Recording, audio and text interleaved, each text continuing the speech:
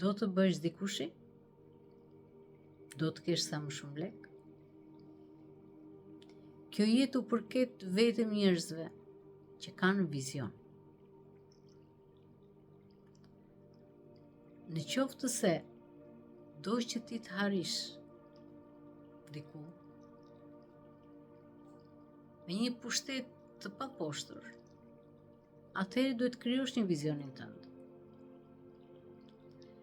Leku nuk mund të jetë fuqi. Leku është një mjet.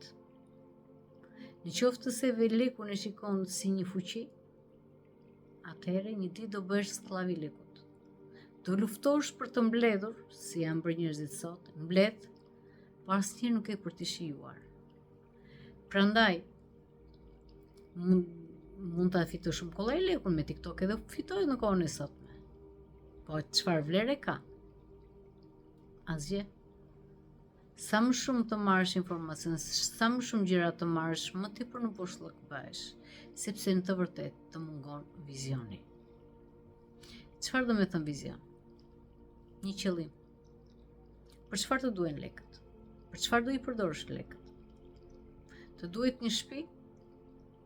A do plotësohesh? A do bëhesh i lumtur? Të duhet një palë koltuqe?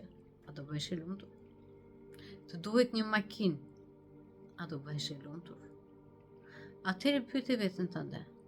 Leku çfarë do me thënë? Shkruaj në një letër. Edhe aty do gjesh përgjigjen.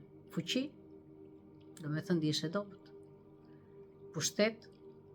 Do me dihesh e pa mbrojtur dhe kërkon siguri. Por në të vërtetë çfarë të duhet? Të duhet një diçka, një qëllim i pamposhtur, një qëllim për të arritur, të duhet një autobus për shembull. Po autobusi ku do të çojë? Atëherë ty të duhet një qëllim, që autobusi të çojë diku.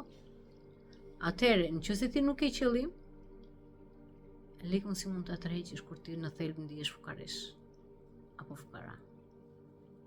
Pra çdo gjë është në dorën tënde, nga mënyra se si ti e drejton jetën tënde. Të vendosësh një qëllim në jetën tënde, të krijosh një vizionin tënd, do me thënë një ngritur në një stad më të lartë, sepse të krijosh një vizion, do krijosh dhe strategjinë se si do arrish atje. Atëherë autobusi të vjen. Nëse ti kërkon lekun pa pasur asnjë lloj vizioni, dështimi është vetëm ti shpërkohe.